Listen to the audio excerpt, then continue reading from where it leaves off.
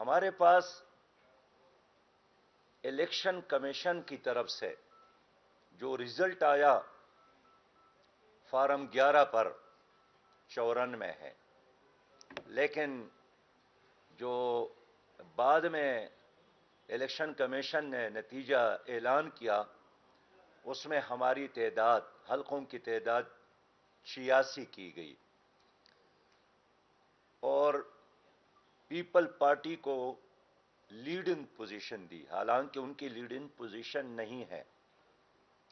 کل ہمارے مزید حلقوں میں اضافہ ہوا اور الیکشن کمیشن کے مطابق اب ہمارے حلقوں میں کامیابی 88 تک پہنچی ہے، لیکن ہمارا ڈیمانڈ یہی ہے کہ پہلے مرحلے میں جن حلقوں کے حوالے سے فارم 11 ہمارے ساتھ موجود ہے اور فارم 11 الیکشن کمیشن کے مقامی آفیسر کے دستخطوں کے ساتھ ہے، ایک مکمل ڈاکومنٹ ہے۔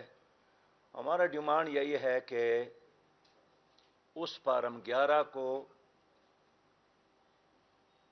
سنجیدہ لے کر ہمارا مینڈیٹ کو تسلیم کیا جائے اور جتنے حلقوں میں ہمارے ساتھ یہ فارم موجود ہے جو انہوں نے دی ہے 94 بنتے ہیں، اب اس میں مزید بھی اضافہ ہو رہا ہے۔ تو میں اس لمحے کہنا چاہتا ہوں کہ صوبائی حکومت کو آروس پر اثر انداز نہیں ہونا چاہیے۔ پیپل پارٹی اپنے کو ایک جمہوری جماعت کہتی ہے، تو اب ان کو عوام کا فیصلہ تسلیم کرنا چاہیے۔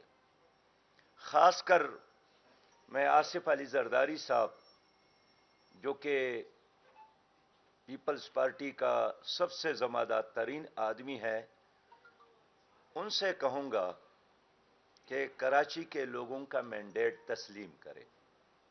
جو آپ کا اصل مینڈیٹ ہے ہم اس کو بھی تسلیم کرتے ہیں، لیکن ہمارے مینڈیٹ کو تسلیم کرے۔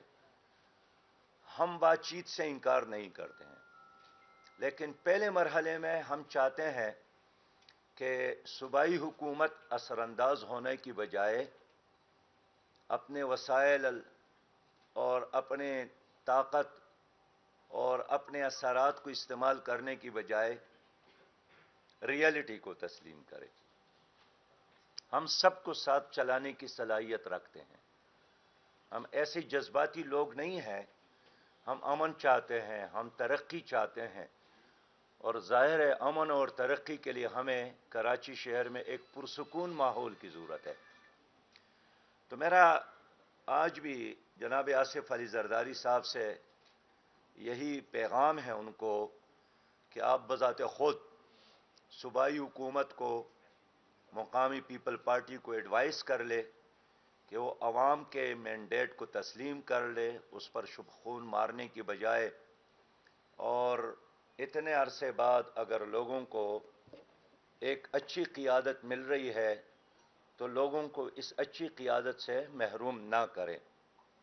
ہم امید رکھتے ہیں کہ آصف علی زرداری صاحب ہماری اس بات کو سنیں گے اور اس معاملے کو طول دینے کی بجائے وہ آئندہ چند گھنٹوں میں جماعت اسلامی کی جیت کو تسلیم کر کے، عوام کے مینڈیٹ کو قبول کر کے اس کنفیوژن کو ختم کریں گے تاکہ ہم آگے بڑھیں اور شہر کراچی ترقی کی طرف چل پڑے۔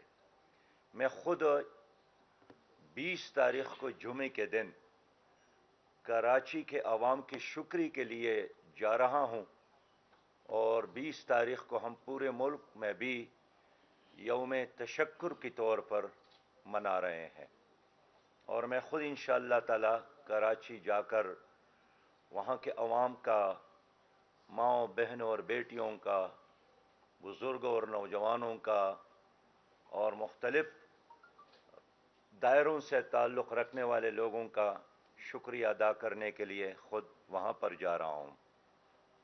محترم صحافی حضرات، اس وقت ملک میں جو کچھ ہو رہا ہے 23 کروڑ عوام اس پر بے انتہا پریشان ہے. پورا سسٹم جام ہو گیا ہے. اور پی ڈی ایم اور پی ٹی آئی اور پیپل پارٹی تینوں کو عام آدمی کے مشکلات کا کچھ بھی احساس نہیں ہے. اب قوم ہے، چاند پر لوگوں نے قدم رکھا اور ہماری قوم 20 کلو آٹے کے لیے قطاروں میں کڑی ہے. آج کے دن بھی 6,000 سے زیادہ کنٹینر سمندر میں بحری جہازوں میں پڑے ہیں. ہمارے بہت سارے ادارے ملیشیا میں، چائنا میں کتابیں چھاپ کر یہاں لا کر بچوں کو دے رہے ہیں. وہ سارے کتابیں بحری جہازوں میں، مرغیوں کے لیے خوراک بحری جہازوں میں، دوائیاں جو باہر سے آ رہی ہیں بحری جہازوں میں، کارخانوں کے لیے خام مال باہر سے جو درآمد کی جا رہی ہے جہازوں میں، اور 2.5 مہینوں سے ایلسی بند ہے. اب ان کا کرایہ علیحدہ، اور ادھر لوگوں کے کارخانے بند ہو گئے. کارخانے بند ہو گئے تو بے روزگاری میں اضافہ ہوا. بے روزگاری میں اضافہ ہوا تو جرائم میں اضافہ ہوا، اور اس وقت پورا ملک جام ہے. لیکن اگر لوگوں کی اس تکلیف کا، اس غربت کا، اس بے روزگاری کا، اس مہنگائی کا، اس بد امنی کا کسی کو احساس نہیں ہے تو وہ آپ کے ملک کا یہ کرپٹ اشرافیہ ہے اور یہ برسر اقتدار لوگ ہے. میں سمجھتا ہوں کہ پی ٹی آئی نے ایک طویل عرصہ اعلان کیا تھا کہ ہم اس اسمبلی میں نہیں جائیں گے، اور قوم کو ایک خاص مصنوعی کیفیت میں مبتلا کیا. اب اچانک انہوں نے اعلان کیا کہ نہیں، ہم تو جانا چاہتے ہیں. ایسے میں اسپیکر نے جوابی وار کیا اور ان کے 35 لوگوں کے استعفی منظور کیا. تو دونوں کا رویہ غیر سنجیدہ ہے، قابل مذمت ہے، اور یہ جو کھیل کھیل رہے ہیں ان کا 100% نقصان عوام کو ہے. ایک طرف معاشی لحاظ سے بھی ملک ڈیفالٹ ہو رہا ہے، اور دوسرے طرف آپ دیکھتے ہیں کہ سیاسی طور پر بھی اور اخلاقی طور پر بھی ملک ڈیفالٹ ہو گیا ہے. اور اس کا بھی نقصان اس وی آئی پی کو نہیں ہے. ایک گورنر 700 کنال گھر میں رہتا ہے، ایک عام ایس پی بھی 104 کنال گھر میں رہتا ہے. افسر ہے 10-10 لاکھ روپیہ تنخواہ لے رہی ہیں. لوگوں کے بچے باہر پڑھ رہے ہیں، ان کے کارخانے چل رہے ہیں، پراپرٹیز ہیں، اضافہ ہو رہا ہے. لیکن مسئلہ عام انسان کا ہے، کاشتکاروں کا، دہقانوں کا، مزدوروں کا، چھوٹے تاجروں کا، بے روزگار نوجوانوں کا. اب لوڈ شیڈنگ ہے پورے ملک میں. میں کل ابھی خیبر پختونخوا سے آ رہا ہوں، زبردست 8-8 گھنٹے 9-9 گھنٹے لوڈ شیڈنگ ہے. لیکن اسلام آباد کی حکمرانوں کو اس کا کوئی احساس نہیں ہے. تو یہ سب کے سب بری طرح ایکسپوز ہو گئے. اور میں ایک بار پھر یاد دلانا چاہتا ہوں، اور آج بھی اس پہ بات کرنا چاہتا ہوں، کہ اب اس دلدل سے نکلنے کا ایک ہی راستہ ہے کہ الیکشن ہو. اور الیکشن سے پہلے ضروری ہے کہ الیکشن ریفارمز ہو.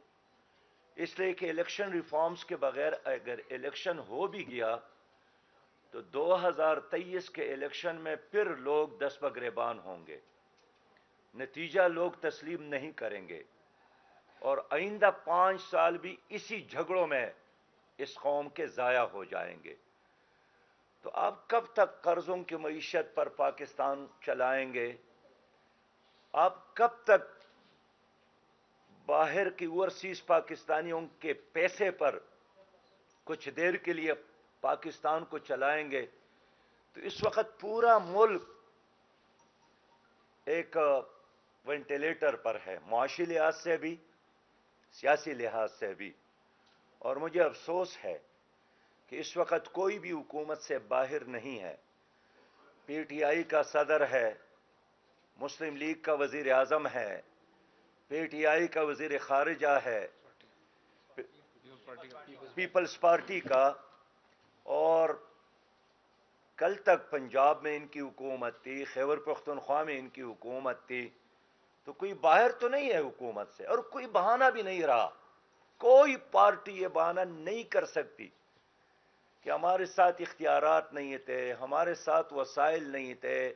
ہر چیز ان کے ساتھ، عدلیہ ان کے ساتھ، نیب ان کے ساتھ، اسٹیبلشمنٹ ان کے ساتھ، ہر چیز ان کے ساتھ. لیکن پھر بھی یہ 100% ناکامی سے دوچار ہو گئے. اب اس ملک کو ایک ایسی جماعت کی ضرورت ہے جو خود حقیقی جمہوری جماعت ہو. وہ آئے گی تو جمہوریت مضبوط ہوگی. جن پارٹیوں کے اندر خود جمہوریت نہیں ہے، وہ کیسے جمہوری نظام میں جمہوریت کو مستحکم کر سکتے ہیں؟ اب اس ملک کو ضرورت ہے کہ کرپشن کا خاتمہ ہو. باہر سے جتنا پیسہ آتا ہے وہ کرپشن کے نظر ہو جاتے ہیں. اب دیکھیے 3 کروڑ سے زیادہ متاثرین سیلاب ہے.